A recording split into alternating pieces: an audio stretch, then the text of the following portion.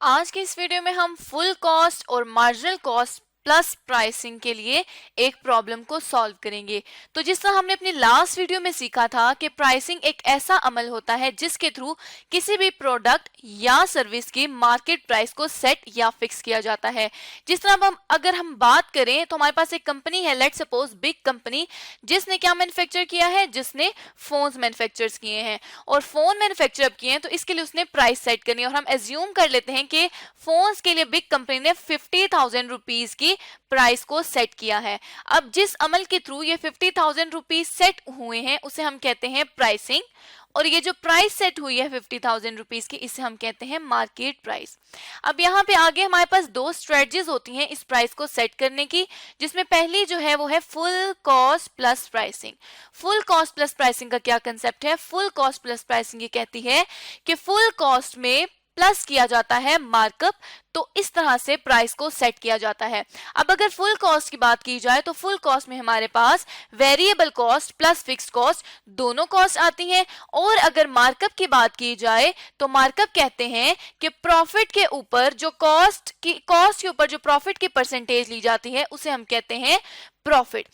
Let's suppose कि हमारी जो फुल कॉस्ट बनी है वो बनी है 200 रुपीज की, और फुल कॉस्ट में मार्कअप ऐड करना है, और हम एज्यूम कर लेते हैं कि 10% जो है वो मार्कअप है। अब क्योंकि ये मार्कअप है तो ये कॉस्ट की परसेंटेज है, तो यहाँ पर इस 200 रुपीज का 10% हम ले लेंगे जो आ जाएगा 20 रुपीज। तो अब जो प्राइस सेट होगी वो this full cost plus markup के थ्रू हो जाएगी, जो हो जाएगी 220 रुपीज प्राइस सेट। इसी तरह से ये तो हमने डिस्कस कर ली full cost plus pricing. Next जो दूसरी टेक्निक हमने जिसके थ्रू अपनी प्राइस को कैलकुलेट करना है वो है marginal cost plus markup pricing.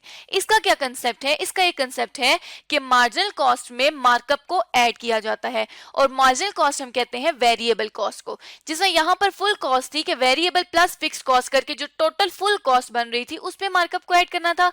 यहाँ पे सिर्फ मार्जिनल कॉस्ट जो है वो मार्कअप मार्जिनल कॉस्ट पे मार्कअप ऐड करना है। लेट्स एज्यूम कि 100 रुपीज जो है वो वेरिएबल कॉस्ट है, इसमें मार्कअप ऐड करना है, और हम एज्यूम कर लेते हैं कि जो 10% है वो मार्कअप है। तो अब जो प्राइस वेरिएबल कॉस्ट के थ्रू सेट हो जाएगी वो हो जाएगी 110 रुपीज की।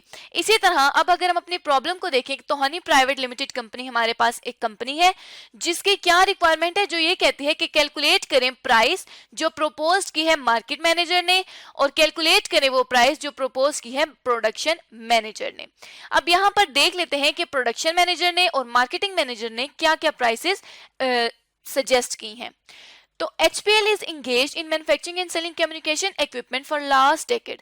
पिछले 10 सालों के लिए या पिछले डेकेड के लिए जो ऑर्गेनाइजेशन है HPL हनी प्राइवेट लिमिटेड वो इंगेज है मैन्युफैक्चर करने में और सेल करने में कम्युनिकेशन इक्विपमेंट को। Company want to launch new product smart watch. अब कंपनी चाहती है कि वो अपनी नई प्रोडक्ट लॉन्च करे जिसका नाम है smart watch. The initial capacity of the product will be 100,000 watches per annum. जो इनिशियल कैपेसिटी होगी वॉचेस की वो 1 लाख वॉचेस पर एनम होगी। The relevant data is under. जो रेलिवेंट बाकी डेटा है वो ये है कि वेरिएबल कॉस्ट पर यूनिट में डायरेक्ट मटेरियल, कन्वर्जन कॉस्ट और distribution, selling and admin cost आ रही है। यहाँ पे direct material cost 400, conversion cost 300 और distribution, selling and administration cost जो है वो 100 रुपीज है। अब कन्वर्जन कॉस्ट में हमारे पास कन्वर्जन कॉस्ट जो होता है वो डायरेक्ट लेबर कॉस्ट का और फैक्ट्री ओवरहेड का टोटल होता है। मतलब फैक्ट्री ओवरहेड और अगर ओवरहेड्स कॉस्ट को, फैक्ट्री ओवरहेड को अगर लेबर कॉस्ट को ऐड किया जाए तो वो हमारे पास कन्वर्जन कॉस्ट बनती है। तो यहाँ पे हमें कन्वर्जन कॉस्ट दी गई जो है 300 पर यूनिट। अब फिक्स कॉस्ट दी गई है पर एनम। यहाँ पे वेरिएबल कॉस्ट है पर यूनिट, फिक्स कॉस्ट है पर एनम जो कि है manufacturing cost, selling and distribution cost और एडमिनिस्ट्रेशन कॉस्ट। अब यहाँ पे मार्केटिंग मैनेजर के बारे में एक इंफॉर्मेशन प्रोवाइडेड है कि marketing manager is of the view that price set at variable cost plus 400 markup. Marketing manager का ये कहना है कि प्राइस सेट की जाए जो कि हो वेरिएबल कॉस्ट प्लस 400 मार्कअप। मतलब ये मार्जिनल कॉस्ट प्लस मार्कअप की स्ट्रेटजी चाह रहा है मार्केटिंग मैनेजर सेट करना, और वो ये कहता है कि ये जो प्राइस सेट की जाएगी variable cost plus markup, will be the reasonable price for smart watch, ये बेहतरीन कीमत होगी स्मार्ट वॉच के लिए। लेकिन प्रोडक्शन मैनेजर का क्या व्यू है, it would be better to set a price, ये बेहतर है कि सेट की जाए ऐसे प्राइस जो कि फुल कॉस्ट पे हो प्लस 55% मार्कअप। यहाँ पे वेरिएबल या मार्जिनल कॉस्ट प्लस 400 मार्कअप है, यहाँ पे फुल कॉस्ट प्लस 500 मार्कअप है, and the full capacity can be sold at this price. और उसका ये कहना है कि फुल कैपेसिटी सेल हो जाएगी अगर हम ये वाली प्राइस को सेट करेंगे। तो अब क्या करते हैं कि अब हम अपने सोल्यूशन को वन बाय वन स्टार्ट कर लेते हैं। सोल्यूशन में हम पहले पार्ट ए को कर लेते हैं। जो पार्ट ए है वो ये कहता है कि propose price by marketing manager हम सेट करते हैं, और मार्केटिंग मैनेजर के मुताबिक क्या प्रपोज प्राइस है कि वेरिएबल कॉस्ट प्लस मार्कअप को सेट किया जाए। तो सबसे पहले हम वेरिएबल कॉस्ट को यहाँ पर कैलकुलेट कर लेंगे। वेरिएबल कॉस्ट को कैलकुलेट करने के लिए हमारे पास 3 आइटम्स दिए गए हैं, जिसमें डायरेक्ट मटेरियल, कन्वर्जन और distribution and selling administration cost है। हम यहां से इन तमाम कॉस्ट को उठा के अपने पास नीचे लिख लेंगे और इसका हम कर लेंगे टोटल। तो यहाँ पे अब हमने अपने पास ये प्रपोज जो मैनेजर वाला हम स्टार्ट कर रहे हैं, इसमें हम क्या करेंगे कि अपने तमाम जो प्राइसेस हैं उनको यहाँ पर हमने लिख दिया।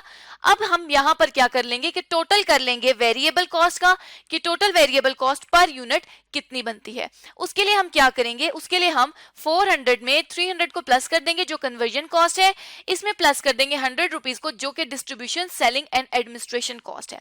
अब ये टोटल वेरिएबल कॉस्ट की बात की गई है, इसमें सिर्फ हमने वेरिएबल कॉस्ट मैन्युफैक्चरिंग की नहीं लेनी, बल्कि हमने इसमें डिस्ट्रीब्यूशन, सेलिंग और एडमिन की भी कॉस्ट ऐड करनी है, क्योंकि टोटल वेरिएबल कॉस्ट है यहाँ पर।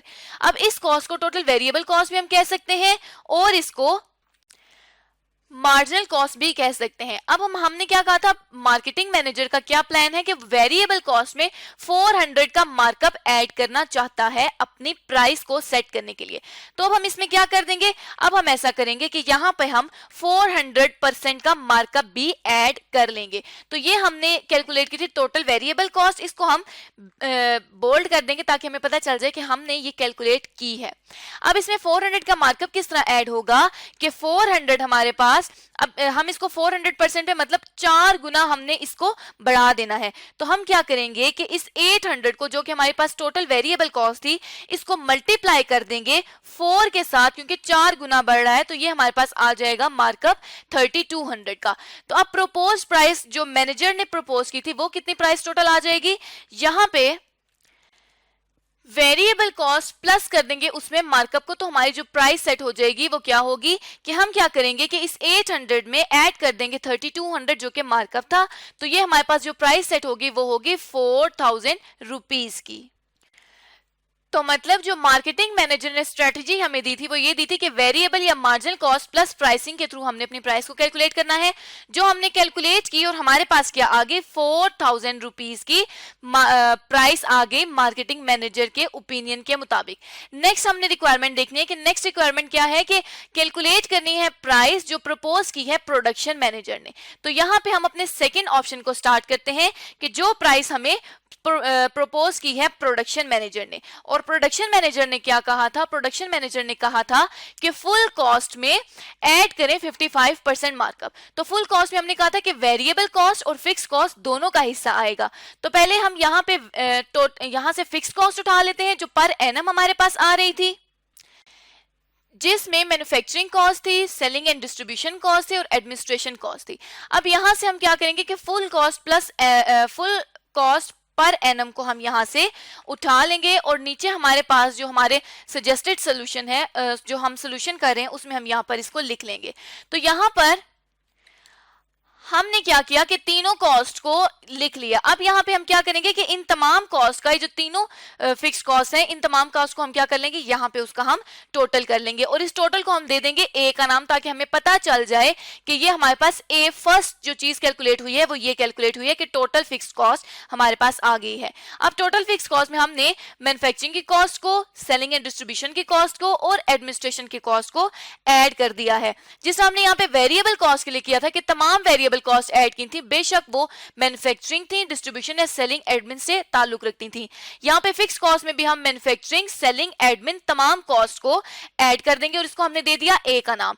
अब इस तरह हम क्या करेंगे, क्योंकि ये तो टोटल फिक्स कॉस्ट है, टोटल कॉस्ट है, अब इसको हम क्या करेंगे कि इस कॉस्ट को हम लोग यूनिट्स पे अगर डिवाइड कर देंगे तो हमारे पास क्या आ जाएगी, हमारे पास आ जाएगी फिक्स कॉस्ट पर यूनिट। तो यहाँ पे हमने यूनिट्स को दे दिया बी का नाम। अब हम ऊपर देख लेते हैं कि हमारे पास यूनिट्स कितनी थी। तो यूनिट्स के लिए बताया गया है कि यूनिट्स जो थी वो थी 1 lakh smart watches per annum. तो यहाँ पे फिक्स कॉस्ट भी हमारे पास, टोटल फिक्स कॉस्ट भी पर एनम है और यूनिट्स भी हमारे पास क्या है, 1 लाख यूनिट्स भी पर एनम है। तो अब हम क्या कर लेंगे कि फिक्स कॉस्ट पर यूनिट को यहाँ पे हम कैलकुलेट कर लेंगे। फिक्स कॉस्ट पर यूनिट के लिए हम क्या करेंगे कि ए को बी पे डिवाइड कर देंगे, मतलब टोटल फिक्स कॉस्ट को डिवाइड कर देंगे यूनिट पर, तो हमारे पास फिक्स कॉस्ट पर यूनिट आ जाएगी और इसको हम कर देंगे बोल्ड ताकि हमें पता चले कि हमने इस चीज को कैलकुलेट किया है। तो यहाँ पे जो टोटल फिक्स कॉस्ट है जो कि है 32.32 मिलियन, इसको हम डिवाइड कर देंगे 100,000 जो कि हमारी यूनिट्स थी, तो हमारे पास फिक्स कॉस्ट पर यूनिट आ जाएगी 3232, मतलब 3,232 रुपए की। अब ये तो हमारे पास आगे फिक्स कॉस्ट पर यूनिट। अब फिक्स कॉस्ट पर यूनिट में हम क्या करेंगे कि हमने बात की थी फुल कॉस्ट की, तो फिक्स कॉस्ट प्लस यूनिट में हम लोग variable cost plus per unit को भी ऐड कर देंगे और वेरिएबल कॉस्ट पर यूनिट हमने यहां ऊपर कैलकुलेट की थी जो कि थी 800 rupees total variable cost per unit. उसमें तमाम, हम फिर से एक दफा जान रहे हैं कि तमाम जो मैन्युफैक्चरिंग और distribution, selling and admin cost है वो तमाम कॉस्ट टोटल फिक्स कॉस्ट का पार्ट टोटल वेरिएबल कॉस्ट का पार्ट बन जाएगी। तो हमने यहाँ पे 800 की वेरिएबल कॉस्ट पर यूनिट भी लिख दी। अब जब हमने वेरिएबल कॉस्ट और फिक्स कॉस्ट को टोटल करना है तो हमारे पास इसको टोटल करके जो आंसर आएगा वो आ जाएगा फुल कॉस्ट पर यूनिट का। अब यहाँ पे हम full cost plus per unit calculate कर लेते हैं जो कि हो जाएगी 3232 प्लस 800 जो कि वेरिएबल कॉस्ट है। तो यहाँ पे full cost plus unit per unit आ गई 4032 रुपीज। इसमें हमें जो प्रपोज किया था प्रोडक्शन मैनेजर ने, तो यहाँ पे कहा गया था कि 55% का मार्कअप जो है वो ऐड करना है। तो अब हम मार्कअप को यहाँ पर ऐड कर लेते हैं। तो यहाँ पे हमने फुल कॉस्ट पर यूनिट पहले ही कैलकुलेट किया हुआ है, तो यहाँ पे हम मार्कअप ऐड करेंगे जो कि है 55% का। तो अगर हम 55% का मार्कअप निकालें तो हम क्या करेंगे कि ये जो हमारे पास फुल कॉस्ट पर यूनिट आई है इसको मल्टीप्लाई कर देंगे 0.55 से जो कि इक्वल होता है 55% के। तो यहाँ पे हमारे पास जो मार्कअप आ जाएगा वो आ जाएगा 2217.6 रुपीज का। तो अब हमारे पास जो प्राइस आ जाएगी फुल कॉस्ट प्लस मार्कअप की वो कैसे आएगी कि हम लोग क्या करेंगे, इस फुल कॉस्ट को ऐड कर देंगे इसके मार्कअप के साथ। तो हमारे पास जो प्राइस आ जाएगी वो आ जाएगी 6249.6 रुपीज को, जिसको हम अगर राउंड ऑफ करें तो ये हमारे पास आ जाती है 6250 रुपीज की full cost plus markup price. तो यहाँ पे हम लोग देख सकते हैं कि हमने दोनों जो प्राइसेस हैं उनको कैलकुलेट कर लिया है, जिसमें एक जो प्राइस आई है जो कि फुल कॉस्ट प्लस मार्कअप की है वो है 6249 और जो दूसरी प्राइस सेट की है हमने वेरिएबल कॉस्ट प्लस मार्कअप के थ्रू वो की है 4000 रुपीज की। तो इस तरह से हमने अपनी दोनों रिक्वायरमेंट्स को पूरा कर लिया है कि हमने मार्केटिंग मैनेजर को भी देख लिया और प्रोडक्शन मैनेजर को भी देख लिया।